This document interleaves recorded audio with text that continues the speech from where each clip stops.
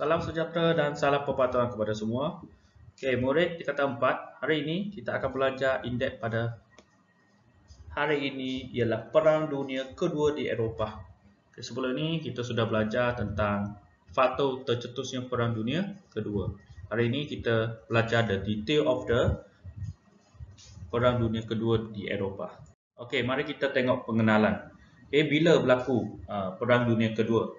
Bagaimana dia berlaku? Kita tahu Perang Dunia Pertama disebabkan oleh pembunuhan Adolf Ferdinand, iaitu putera mahkota Austria-Hungary. Disebabkan itu kita tahu Perang Dunia Pertama itu tercetus disebabkan oleh faktor pembunuhan putera mahkota Austria-Hungary. Hari ini kita akan belajar bagaimana tercetusnya Perang Dunia Kedua di Eropah. Kita boleh lihat di sini, Jerman menyerang Poland pada bulan September 1939 ini, menyebabkan Britain dan Perancis mengisytiharkan perang terhadap Jerman. Inilah permulaan segala Perang Dunia Kedua di Eropah. Okey, yang pertama, kenapa Jerman dia merupakan pemula Perang Dunia Kedua ini? Sebab penaklukan Jerman terhadap Eropah Barat. Kita boleh lihat di sini, Jerman memulakan serangan Blitzkrieg bagi menakluki negara di Eropah Barat. Apa maksud Blitzkrieg ini? Bermaksud serangan kilat yang menggunakan kapal terbang mengebom sasaran musuh, diikuti dengan serangan kereta kebal dan tentera bermotosikal. Bermaksud 3 in 1 in the fight, one moment. Dan apabila teknik ini berkesan, maka Jerman telah berjaya menakluki Poland, Denmark, Norway, Belanda, Belgium, Luxembourg dan Perancis. Jerman menguasai hampir keseluruh negara di Eropah menjelang pertengahan tahun 1941. Okay, ini maksud dia. Okey, kedua, Jerman bom Britain. Bagaimana Jerman bom Britain ini? Jerman melancarkan serangan udara dan laut terhadap Britain pada bulan September 1940 sehingga bulan Jun 1941. Jerman bukan saja bom, dia menyerang dan memusnahkan pelabuhan, kawasan perindustrian, kawasan kilang dan pertahanan utara Britain. Okey, serangan tersebut telah menjejaskan ekonomi Britain. So Britain ataupun British ni rugi banyak. Dan kemudian penyertaan Itali dalam perang di Eropah. So Itali bekerjasama dengan Jerman dan juga Jepun. Nanti kita akan tengok di Asia Tenggara. Okey, so Itali ini dia mengisytiharkan perang terhadap Britain dan Perancis. Itali menyerang Perancis melalui arah selatan, Jerman menyerang Perancis dari arah utara. So maksudnya utara dan selatan juga, Perancis ni menghadapi serangan dari luar, iaitu Itali dan Jerman. Serangan Jerman ke atas Rusia. Okey, untuk maklumat kalian, Rusia ini sangat besar, sangat luas. So bagaimana Jerman dia nak menakluki, nak menguasai, nak pastikan Rusia ini jatuh ke tangan Jerman ini, maka operasi Barbarossa ini dilancarkan, iaitu serangan besar-besaran untuk menawan Rusia. Hitler ini pemimpin Jerman, menguasai Rusia, berjaya menguasai Rusia, iaitu empire terbesar di Eropah, untuk mencapai cita-citanya menguasai seluruh Eropah. Maka operasi ini target dia ataupun menyasarkan bandar utama di Rusia, iaitu Leningrad, Moskow dan Stalingrad. Okey, apabila berakhirnya Perang Dunia Kedua di Eropah ini, maka kita boleh lihat ada kerjasama kuasa besar di Eropah.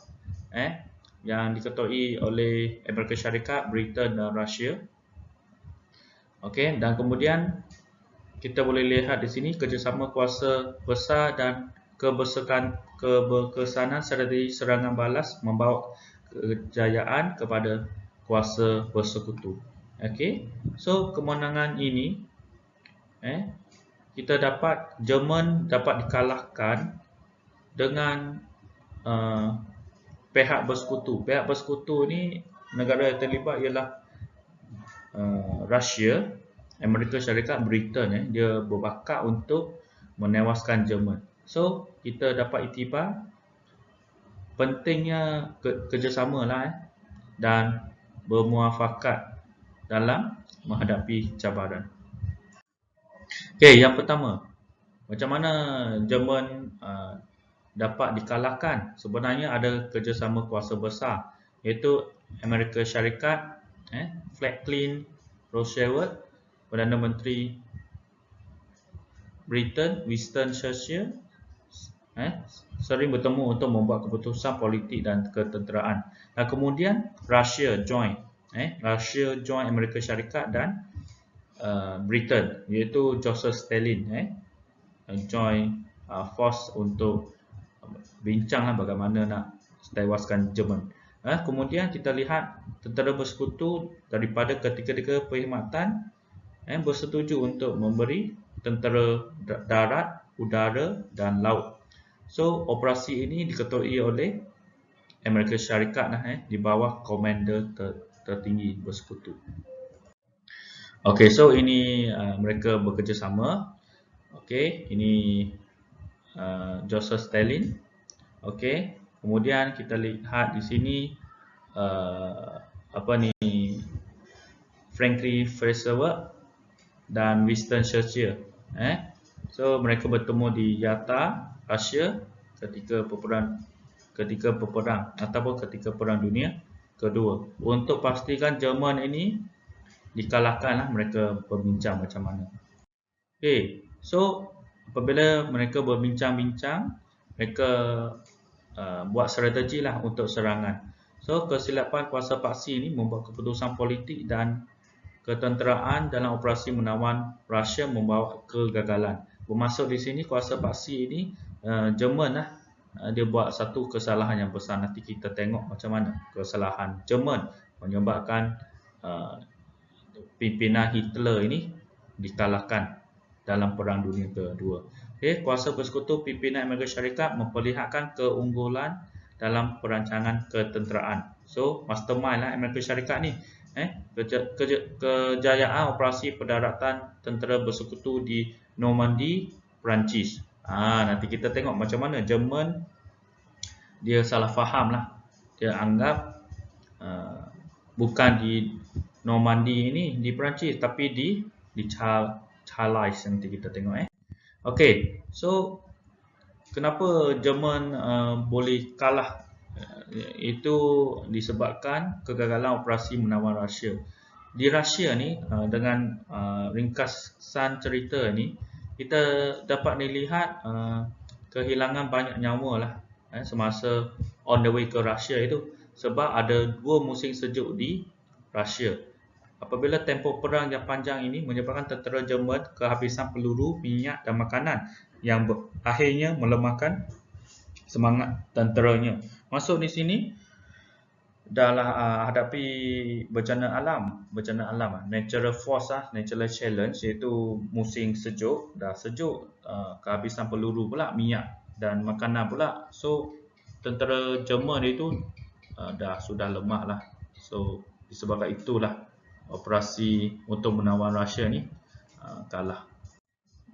Dan satu lagi yang ini kesian Hitler sebab General Jerman diketuai oleh Hitler, tetapi General Jerman ini Friedrich von Paulus ini tidak dengar ataupun mengingkari perintah Hitler untuk meneruskan peperangan dan menyerah kalah kepada tentera Rusia di Stalingrad pada bulan Januari 1943. So dia tak dengar arahan ketua dia Hitler ini, Friedrich von Paulus. loose ini dia tak dengar kata. So itulah salah satu faktor Jerman kalah dalam Perang Dunia Kedua. Kemudian kita tengok di sini kejayaan operasi pendaratan tentera bersekutu. Bermaksudnya tentera bersekutu ini dipimpin oleh Amerika Syarikat lah, Britain dan Russia. Macam mana dia berjaya ni? Melalui operasi yang diberikan nama kod D-Day, tentera bersekutu berjaya mendarat di Normandy, Perancis pada Jun 1944. Tetapi Jerman sangat sangat kecewalah dengan pendaratan tersebut. Sebab apa? Sebab tentera bersekutu ini dia berjaya memperdayakan tentera Jerman dengan menyebarkan maklumat yang meyakinkan tentera Jerman bahawa pendaratan tentera bersekutu akan berlaku di Charles, bukannya di Normandy. So di sini Hitler dah salah faham ataupun salah anggap dia target di Charles. Tetapi tentera bersekutu dia berdarat di Normandy.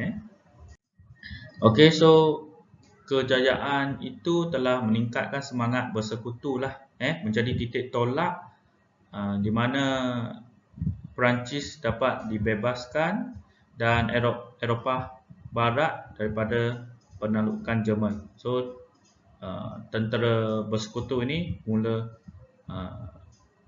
nak kembalikan kemenangan daripada Jerman. Kejayaan operasi D-Day ini membolehkan tentera bersekutu memasuki Jerman dari arah barat. So semua tentera Jerman sebenarnya telah berkumpul di Charles itu, tetapi tentera bersekutu itu dia turun di Normandy. Ini yang menyebabkan Jerman kalah. Pada masa yang sama, tentera Rusia menyerang Jerman dari bahagian timur. Kematian Hitler pada bulan April 1945 telah mengubah landscape perang di Eropah. So, pimpinan Hitler iaitu daripada Jerman telah meninggal dunia. Kena tahu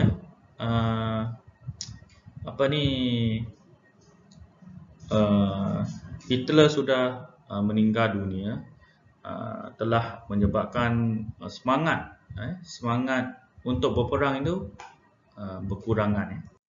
Okey, Jerman kemudiannya menandatangani perjanjian menyerah kalah sekaligus menamatkan perang yang berlangsung selama 6 tahun di Eropah. Okey, yang inilah dimasukkan di sini ni operasi D-Day ni bermaksud semua Jerman ini, pasukan paksi ni dia kumpul di sini. Tetapi malahan apa yang terjadi di sini, tentera bersekutu dipimpin oleh Amerika Syarikat, Britain dan Rusia ni dia turun di Normandy. So salah faham lah. So semua tentera Jerman di sini dah, dan pasukan bersekutu ini dia mula mendapatkan kemenangan demi kemenangan daripada tanah jajahan Jerman.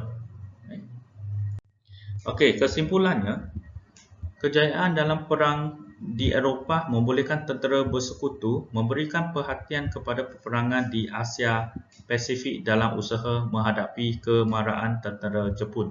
Okey, so kita lihat di sini, apabila Perang Dunia Kedua sudah tamat, maksudnya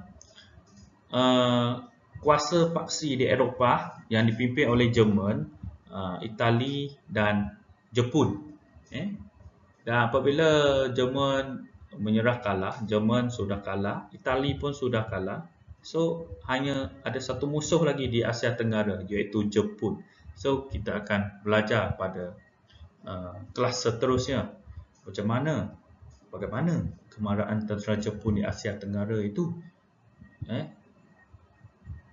So kita akan belajar nanti. So latihan untuk pembelajaran hari ini, sesi PDPC hari ini, kita boleh tengok Perang Dunia Kedua di Eropah ini dimulakan oleh Jerman. Dan kemudian Jerman menyerah kalah sebab ada beberapa faktor yang kita sudah belajar tadi. So, siapa yang ada latihan, buku latihan tolong buat muka surat 40, 41, 42 dan kemudian tolong buat di dalam buku latihan. Sekiranya tak ada buku latihan, tak apa. Buat dalam buku nota ke ataupun tak ada buku nota, buat dalam kertas kajang pun tak apa. Nanti buka sekolah, hantar saja kepada Cikgu Ciu. Itu saja untuk hari ini. Sekian, terima kasih. Stay safe. Have a nice day always. Thank you. Bye bye.